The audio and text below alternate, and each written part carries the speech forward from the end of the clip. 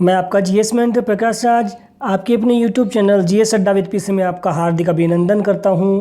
Dear friends, आज आप मुझे इतना प्यार दे उसके आपका तहे दिल से शुक्रिया अदा करता हूं फ्रेंड। और आज हम अपन बात करने वाले हैं अपने एनसीईआरटी के अंतर्गत बायोलॉजी के पार्ट थर्ड, जिसमें मैंने 1000 MCQs की सीरीज के अंतर्गत अपना ये तीसरा पार्ट है। 2 पार्ट मैंने आपको पढ़ा चुका हूँ। आप पीछे आप प्लेलिस्ट में जाके उनकी वीडियोस को देख सकते हैं और मुझे उनमें बहुत अच्छा प्यार है, उसके लिए आपका तहे दिल से शुक्रिया अदा करता हूँ। और आज अपन बात करें अपन पार्ट थर्ड की, जिसमें मैंने वो भी इंपॉर्टेंट क्वेश्चन इंक्लूड किए हैं जो आपके लिए बहुत ही ज़्यादा हेल्पफुल साबित हो सकते हैं। और फ्रेंड, जो मैं आपको ये जो बायोलॉजी पार्ट की जो सीरीज़ पढ़ा रहा हूँ, ये जो रुक्मणी पब्लिकेशन की एक बुक आती है द प्लेटफॉर्म के नाम से, उनके क्वेश्चन है फ्रेंड, और बहुत ही अच्छी क्वेश्चन है फ्रेंड। बस आप तो ज़्यादा से ज़्यादा इनको वॉच कीजिए और मैं आपको जितना भी इनके बारे में जो डिटेल एनालिसिस बताता हूँ उनको ध्यान से सुनिए। मैं 100% दावे से कहता हूँ कि आपका ये भी क्वेश्चन गलत नहीं होगा। तो बढ़ते हैं आज अपने फर्स्ट क्वेश्चन की ओर। और आज अपना फर्स्ट क्वेश्चन है, मानव की उत्पत्ति किस युग में हुई? Option A Pleistocene, B Miocene, C Pliocene और डी ओलिगोसीन। तो आपको बताना है कि जो मानव है, जो ह्यूमन है अपना, जिसका अपन साइंटिफिक नेम की बात करें तो होमोसैपियंस होता है, उसका युग किस युग में उसकी उत्पत्ति हुई थी? तो फ्रेंड्स इसका राइट आंसर होगा ऑप्शन सी प्लायोसीन युग में। यानी कि जो मानव है, मानव की उत्पत्ति कौन से युग में हुई थी? प्लायोसीन युग में हुई थी। ओके फ्रेंड, बढ़ते हैं नेक्स्ट क्वेश्चन। नेक्स्ट क्वेश्चन है, चट्टानों पर रंगीन चित्रकारी सर्वप्रथम किसने की थी? ऑप्शन ए है क्रो-मैग्नोन मानव, बी जावा मानव, सी पीकिंग मानव और डी निएंडरथल मानव। तो आपको बताना है कि जो चट्टानों पर रंगीन चित्रकारी है उसकी सर्वप्रथम किसने उसको प्रस्तुत किया था, किसने की थी? तो फ्रेंड्स का राइट आंसर होगा ऑप्शन ए, इसका राइट आंसर होगा क्रो-मैग्नोन मानव ने। यानी कि क्रो-मैग्नोन मानव ने सबसे पहले चट्टानों पर रंगीन चित्रकारी करने का कार्य किया था। ओके फ्रेंड, बढ़ते हैं नेक्स्ट क्वेश्चन। नेक्स्ट क्वेश्चन है, बचाव व भोजन पकाने के लिए सर्वप्रथम अग्नि का प्रयोग किसने किया था? ऑप्शन ए निएंडरथल मानव ने, बी क्रो-मैग्नोन मानव ने, सी जावा मानव ने और डी पीकिंग मानव ने। तो आपको बताना है कि उस मानव के बारे में बताना है कि जिसने सबसे पहले बचाव भोजन पकाने के लिए अग्नि का प्रयोग किया था। तो इसका राइट आंसर होगा ऑप्शन सी जावा मानव ने। यानी कि बचाव भोजन पकाने के लिए सर्वप्रथम आग का प्रयोग जावा मानव ने खोजा था और इसीलिए इसके अवशेष जावा द्वीप के पास में देखने को मिले हैं। यानी कि जो जावा द्वीप है वहाँ पे इसके प्रचुर मात्रा में इसके अवशेष अपने को प्राप्त हुए हैं। ओके फ्रेंड, बढ़ते नेक्स्ट क्वेश्चन। नेक्स्ट क्वेश्चन है, मानव विकास कहाँ हुआ? आपको बताना है कि जो इवोल्यूशन ऑफ मैन्स है वो कहाँ पर हुआ था? ऑप्शन ए मध्य अफ्रीका में, बी मध्य एशिया में, सी ऑस्ट्रेलिया में और डी अमेरिका में। तो फ्रेंड्स के राइट आंसर की बात करें तो जो मानव विकास है, इवोल्यूशन ऑफ मैन है, वो कहाँ पर हुआ था? तो इसका राइट आंसर होगा ऑप्शन बी मध्य एशिया में। यानी कि मानव विकास मध्य एशिया से हुआ है। ओके फ्रेंड, मतलब नेक्स्ट क्वेश्चन। नेक्स्ट क्वेश्चन है, निम्नलिखित में से कौन आधुनिक मानव का सबसे निकट संबंधी है? आपको बताना है कि जो आधुनिक मानव का सबसे निकट संबंधी कौन सा है? ऑप्शन ए है ओरेंगुटान, बी गोरिल्ला, सी गिब्बन और डी सिनेनथ्रोपस। तो फ्रेंड्स के राइट आंसर को जाने तो इसका राइट आंसर होगा ऑप्शन बी गोरिल्ला। यानी कि गोरिल्ला है जो एक मानव सदृश प्राणी होता है और उसका संबंध आज वर्तमान में जो मानव है उसके साथ में है। ओके फ्रेंड, बढ़ते हैं नेक्स्ट क्वेश्चन।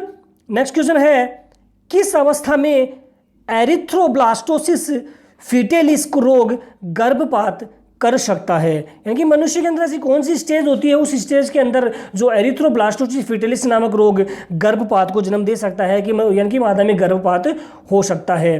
तो ऑप्शन ए है RH माइनस पति तथा RH माइनस पत्नी, बी RH माइनस पति तथा RH प्लस पत्नी, सी RH प्लस पति तथा RH माइनस पति, डी RH प्लस पति तथा RH प्लस पत्नी। तो ये जो RH है ये क्या है, एक फैक्टर होता है जो रक्त में जो फैक्टर होता है वो होता है RH फैक्टर जिसे अपन कहते हैं। और इसको ये एक ऐसा फैक्टर है जिसको सबसे पहले जो 1940 ईस्वी में वैज्ञानिक थे लैंड स्टीनर व बीनर नामक वैज्ञानिक ने सबसे पहले इसको एक विशेष प्रकार का प्रोटीन है जिसको इसकी खोज की थी, इसको RH फैक्टर कहा जाता है। तो फ्रेंड्स के राइट आंसर की बात करें तो इसका राइट आंसर होगा ऑप्शन सी, RH प्लस पति तथा RH माइनस पत्नी होती है। कि अगर ये दोनों अगर इस स्थिति में होते हैं तो उस स्थिति में जो एरिथ्रोब्लास्टोसिस फेटालिस है ये गर्भपात को जन्म देता है, गर्भपात कर सकता है। ओके, अब इसके बारे में अपन जान लेते हैं। जो एरिथ्रोब्लास्टोसिस फेटालिस है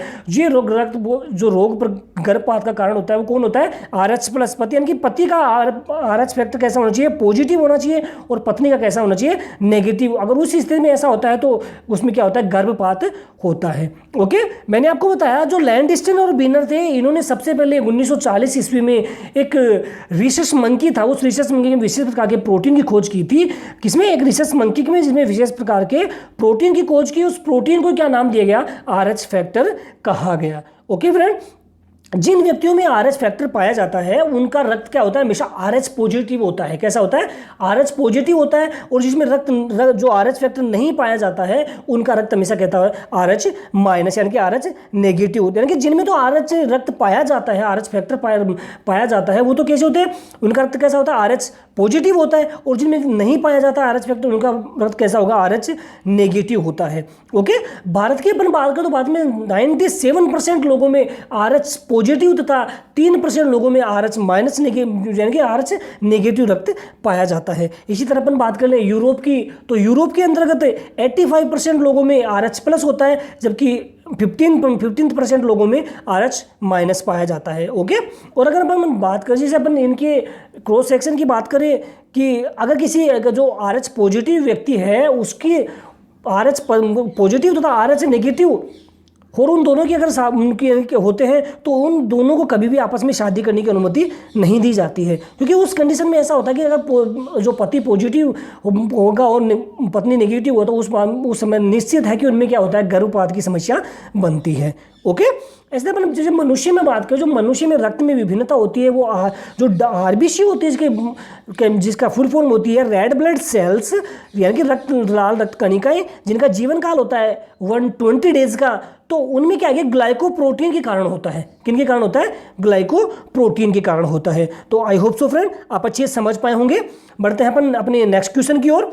अपना नेक्स्ट क्वेश्चन है हीमोग्लोबिन में कौन सी धातु पाई जाती है। आपको बताना है जो हीमोग्लोबिन होता है उसमें कौन सी धातु पाई जाती है। नंबर 1 है copper plus, 2 magnesium plus, C ferrous plus आज आयरन कहते हैं, और D जिंक प्लस। तो आपको बताना है जो हीमोग्लोबिन में कौन सी धातु पाई जाती है। तो फ्रेंड्स का राइट आंसर होगा ऑप्शन C, यानी कि आयरन प्लस होता है। जो हीमोग्लोबिन होता है उसमें Fe प्लस धातु पाई जाती है। और इसकी कमी से अगर हमारे शरीर में Fe की कमी हो जाती है, आयरन की कमी हो जाती है, तो एक रोग होता है जिसका नाम होता है एनीमिया रोग। यानी कि Fe यानी कि आयरन की कमी से कौन सा रोग होता है, एनीमिया रोग होता है। ओके, और बात करें अपन मैग्नीशियम की, अगर शरीर में मैग्नीशियम की कमी हो जाती है तो उस स्थिति में हमारा जो पेशी तंत्र होता है, तंत्रिका तंत्र होता है, उनसे रिलेटेड रोग होता है।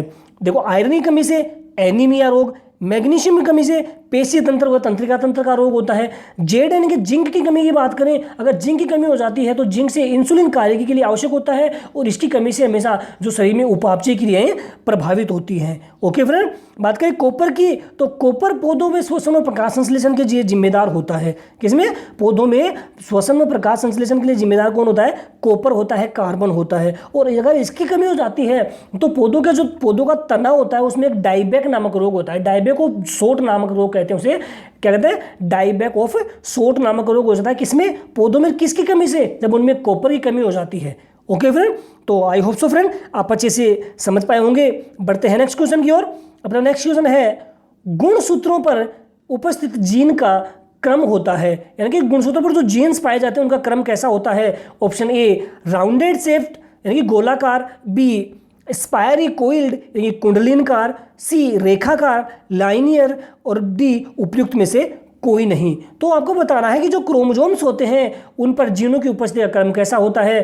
तो फ्रेंड्स के राइट आंसर की बात करें तो इसका राइट आंसर होगा ऑप्शन सी, रेखाकार, लीनियर जिसे अपन कहते हैं। तो गुणसूत्र पर जो जीनों की उपस्थिति का क्रम होता है वो कैसा होता है, लीनियर होता है, रेखाकार होता है। ओके फ्रेंड, बढ़ते हैं नेक्स्ट क्वेश्चन। नेक्स्ट क्वेश्चन है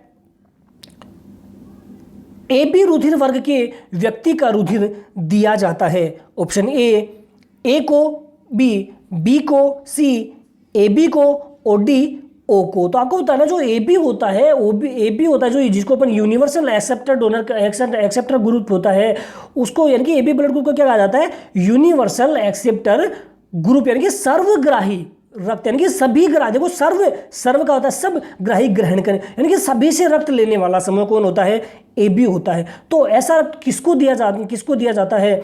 तो फ्रेंड्स का राइट आंसर होगा ऑप्शन बी, AB को ही दिया जाता है। यानी कि AB रुधिर वर्ग का जो व्यक्ति का रुधिर होता है वो हमेशा AB वर्ग के व्यक्ति को दिया जाता है। और मैंने अभी आपको बताया जो AB ब्लड ग्रुप होता है वो कैसा होता है, universal acceptor donor acceptor group होता है। इसी तरह बात करें ओ ग्रुप की, ओ ब्लड ग्रुप की, तो ओ ब्लड ग्रुप होता है वो हमेशा यूनिवर्सल डोनर होता है, यानी कि ये सभी को रक्त दे सकता है। ओके, ऐसे बात करें AB की, तो AB को मैंने बताया कि जो AB होता है ये यूनिवर्सल एक्सेप्टर ग्रुप होता है और इसमें किसी भी प्रकार का कोई भी एंटीबॉडी नहीं पाया जाता, कहने में कोई भी प्रतिरक्षी इसके अंतर्गत नहीं पाया जाता है। ओके, ऐसे अपन बात करें O की, तो O ब्लड ग्रुप होता है, अपने को पता है कि O ब्लड ग्रुप होता है वो यूनिवर्सल डोनर होता है और इसी में किसी प्रकार का एंटीजन, यानी कि जो AB होता है उसमें तो प्रतिरक्षित नहीं पाए जाते, यानी कि एंटीबॉडी नहीं पाए जाते। जबकि बात करें अपन O ब्लड ग्रुप की, तो O ब्लड ग्रुप के अंदर क्या नहीं पाए जाते, एंटीजन नहीं पाए जाते, यानी कि प्रतिजन जिसको कहा जाता है वो नहीं पाए जाते हैं। ओके फ्रेंड, तो आई होप सो फ्रेंड आप अच्छे समझ पाए होंगे। बढ़ते हैं नेक्स्ट क्वेश्चन। नेक्स्ट क्वेश्चन है निम्नलिखित में से सहलग्न यानी कि सेक्सुअल जो लिंक्ड होता है वो रोग है, यानी कि सेक्सुअल से रिलेटेड जो रोग होता है वो कौन सा है। ऑप्शन ए क्षय रोग जिसको ट्यूबरक्लोसिस भी कहा जाता है, बी धनु जांघता रोग, सी कलर ब्लाइंडनेस जो वर्णांधता रोग होता है, और डी निकट दृष्टिता जिसको अपन शॉर्ट साइटनेस यानी कि साइडेंटनेस की बीमारी कहते हैं। ओके, तो इसके राइट आंसर की बात करें तो इसका राइट आंसर होगा ऑप्शन सी वर्णांधता जिसको कलर ब्लाइंडनेस के नाम से जाना जाता है। जो कलर ब्लाइंडनेस होता है ये क्या है कि सेक्स लिंक्ड रोग होता है। और कलर ब्लाइंड जो इसी तरह बात करें हीमोफीलिया की, तो हीमोफीलिया क्या है कि हीमोफीलिया वह जो सिकल सेल एनीमिया ये जो रोग ये क्या है, ये सारे सेक्स लिंक से रिलेटेड डिजीज होती हैं, सेक्स रिलेटेड रोग होते हैं। ओके, बात करें निकट दृष्टि दोष की, तो निकट दृष्टि दोष एक ऐसी बीमारी होती है जिसके अंदर व्यक्ति को जो नज़दीकी वस्तु होती है, निकट दृष्टि दोष में नज़दीकी वस्तु साफ साफ दिखाई देती हैं लेकिन दूर की वस्तु होती है वो स्पष्ट दिखाई नहीं देती है। अब ऐसा क्यों होता है, ऐसा इसीलिए होता है कि जो अपना जो नेत्र होता है, नेत्र में जो नेत्र गोलक होता है उसका आकार, उसकी साइज क्या हो जाती है, बड़ी हो जाती है, बढ़ जाती है। और जो फोकस दूरी, जब साइज बड़ी होगी तो फोकस दूरी क्या होगी, घट जाएगी और इस तरह से उसको क्या आएगा, दूर की वस्तु स्पष्ट दिखाई नहीं देती है। ओके, बात करें इसके उपचार की, तो इसके उपचार के लिए हमेशा जो अवतल लेंस युक्त चश्मे होते हैं उनका प्रयोग किया जाता है। ओके फ्रेंड, तो आई होप सो फ्रेंड आप समझ पाए होंगे। और फ्रेंड अगर आपको अच्छा लग रहा है कि कंटेंट आपको लगता है कि वास्तव में बहुत अच्छा लग रहा है तो आप वीडियो को अवश्य लाइक कीजिए, क्योंकि आपका एक लाइक मुझे बहुत ही ज़्यादा मोटिवेट करता है, मेरे को बहुत ज़्यादा खुशी मिलती है और मैं आपको और बेटर से बेटर कंटेंट प्रोवाइड करवाता हूँ। तो बढ़ते हैं अपन नेक्स्ट क्वेश्चन की ओर। अपना नेक्स्ट क्वेश्चन है विलियम हार्वे किस खोज के लिए प्रसिद्ध हैं। तो आपको बताना है जो विलियम हार्वे हैं वो किस खोज के लिए प्रसिद्ध हैं। तो ऑप्शन ए है श्वसन, बी रक्त स्कंदन, सी रक्त परिसंचरण और डी पाचन के लिए। तो इसका राइट आंसर होगा ऑप्शन सी रक्त परिसंचरण के लिए, यानी कि जो विलियम हार्वे थे उन्होंने सबसे पहले रक्त परिसंचरण की खोज की थी। ओके फ्रेंड, बढ़ते हैं नेक्स्ट क्वेश्चन। नेक्स्ट क्वेश्चन है एंटीजन क्या है। ऑप्शन ए एंटीबॉडी के विपरीत, बी एंटीबॉडी का अवशेष, सी एंटीबॉडी के निर्माण हेतु उत्प्रेरक और डी एंटीबॉडी का फल होता है। तो इसका राइट आंसर होगा ऑप्शन सी एंटीबॉडी का निर्माण में उत्प्रेरक के रूप में कार्य करता है, यानी कि जो एंटीजन है, एंटीजन वह एंटीबॉडी होते हैं उनके निर्माण के लिए उत्प्रेरक का कार्य करते हैं। ओके फ्रेंड, बढ़ते नेक्स्ट क्वेश्चन। नेक्स्ट क्वेश्चन है कौन सा अंग रोगाणु का विनाश करता है तथा शरीर का पुलिस रक्षक कहलाता है। ऑप्शन ए है tonsil, B liver, C kidney और डी लिम्फेटिक टिश्यू। तो इसके राइट आंसर की बात करें तो इसका राइट आंसर होगा ऑप्शन बी यकृत होता है। यानी कि जो लीवर होता है, जो हमारे शरीर का सबसे बड़ी एक आंतरिक ग्रंथि होती है यकृत, वो होता है जो हमें जो क्या करता है, जो रोगाणु का विनाश करता है और शरीर का एक पुलिस रक्षक के रूप में कार्य करता है। जो लीवर होता है फ्रेंड, लीवर में जो क्या है, जिसको कुफर सेल्स पाई जाती हैं, ये जो कुफर सेल्स होती हैं वो क्या करती हैं, जिन रोगाणु को नष्ट करने का कार्य करती हैं। एक विशेष प्रकार की सेल्स पाई जाती हैं जिन्हें कुफर सेल्स के नाम से जाना जाता है, जो हमारे शरीर में जो विभिन्न प्रकार के जो रोग पनपते हैं उन रोगों को नष्ट करने का कार्य करती हैं।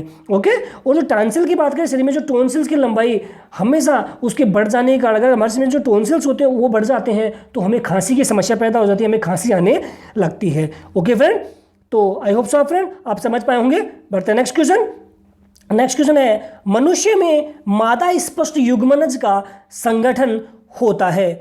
ऑप्शन ए 22 प्लस अक्ष, बी 22 प्लस वाई, सी 44 प्लस अक्ष और डी 44 प्लस अक्ष वाई होते हैं। अब आपको फ्रेंड पता है कि हमारा जो मनुष्य होता है, मनुष्य में गुणसूत्र संख्या 46 होती है।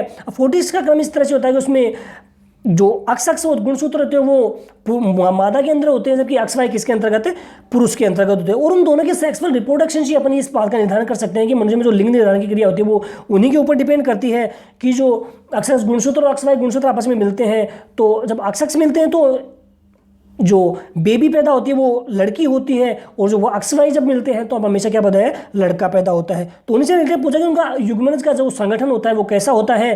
तो इसका राइट आंसर होगा ऑप्शन ए 22 प्लस अक्ष। यानी कि जो फीमेल में जो जाइगोट युग्मनज का संगठन होता है 2n प्रकार का होता है। किस प्रकार का होता है, 2n प्रकार था। कहने का मतलब 44 प्लस अक्ष होता है। किसके अंतर्गत, अब मादा के अंदर। फीमेल की मतलब फीमेल में जो गेमिट होता है वो फीमेल में गेमिट होता है वो कैसा होगा, n होता है, और इसीलिए उसका जो युग्मनज का संगठन होता है फ्रेंड वो हमेशा कैसा होता है, 22 प्लस अक्ष होता है। ओके फ्रेंड, तो आई होप सो फ्रेंड आप समझ पाए होंगे। बढ़ते हैं नेक्स्ट क्वेश्चन। अगला क्वेश्चन है, टर्नर सिंड्रोम क्या होता है। ऑप्शन ए अक्ष ओ, बी अक्ष, सी अक्ष वाई और डी अक्ष वाई वाई। तो आपको इसका राइट आंसर बताना है। इसका राइट आंसर होगा ऑप्शन ए अक्ष ओ होता है। कि जो टर्नर सिंड्रोम होता है वो क्रोमोसोम्स की उसमें संख्या होती है वो 45 होती है।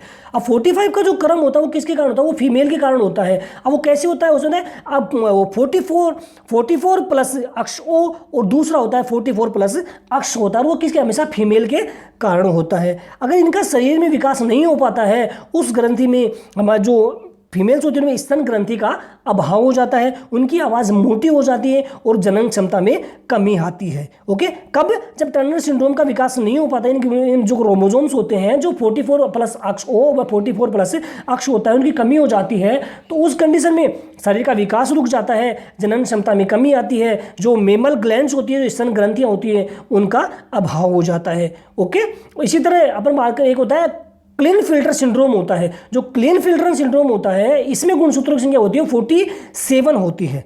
टर्नर सिंड्रोम में तो 45 होती है, और क्लीनफिल्टर सिंड्रोम होता है उसमें कितनी होती है, 47 होती है।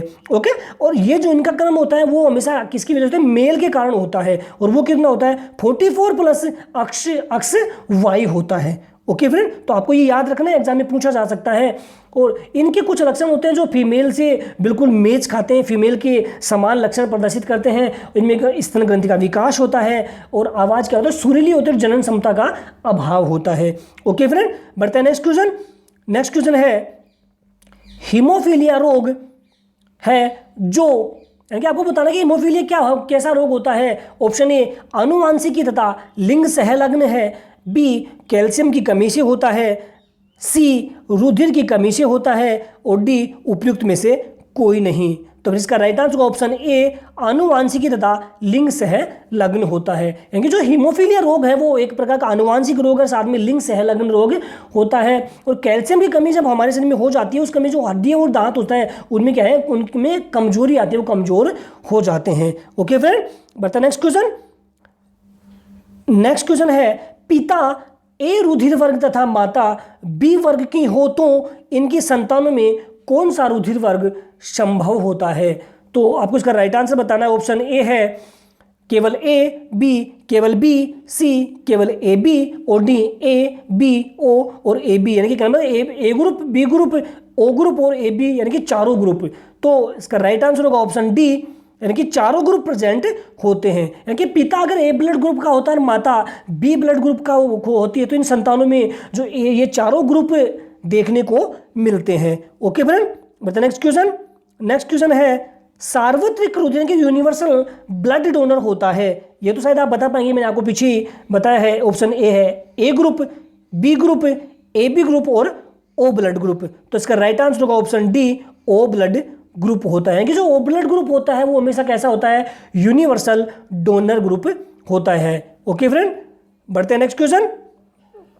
नेक्स्ट क्वेश्चन है RH फैक्टर के खोजकर्ता कौन है, ये भी आपको मैंने बता दिया है। ऑप्शन ए है रिशस, बी कार्ल लैंडस्टीनर, सी बीनर और डी लैंडस्टीनर व बीनर। तो फ्रेंड्स का राइट आंसर होगा ऑप्शन डी, लैंडस्टीनर व बीनर, जिन्होंने 1940 में सबसे पहले जो RH फैक्टर की खोज की थी। Okay friend, next question. Next question है सूत्री विभाजन के बीच किस अवस्था में गुणसूत्र विपरीत ध्रुवों की ओर गति करते हैं। ऑप्शन ए है प्रोफेज अवस्था, बी मेटाफेज अवस्था, सी टीलोफेज अवस्था और डी एनोफेज अवस्था। तो आपको बताना है कि जो सूत्री विभाजन के अंतर्गत गुणसूत्र के बीच विपरीत ध्रुवों की ओर गति क्यों करते हैं, किस कारण से करते हैं, किस अवस्था में करते हैं। तो इसका राइट आंसर होगा ऑप्शन डी, एनाफेज स्टेज के अंतर्गत। जो एनाफेज स्टेज होती है उसके अंतर्गत जो सूत्री विभाजन के जो गुणसूत्र होते हैं वो हमेशा विपरीत ध्रुवों की ओर आ जाते हैं। ओके, बात करें प्रोफेज स्टेज की, तो प्रोफेज स्टेज में कोशिका विभाजन की शुरुआत होती है। जो प्रोफेज स्टेज होती है उसी से सेल डिवीजन स्टार्ट होता है। क्रोमेटिन जाल छोटे व मोटे होकर गुणसूत्र बनाते हैं।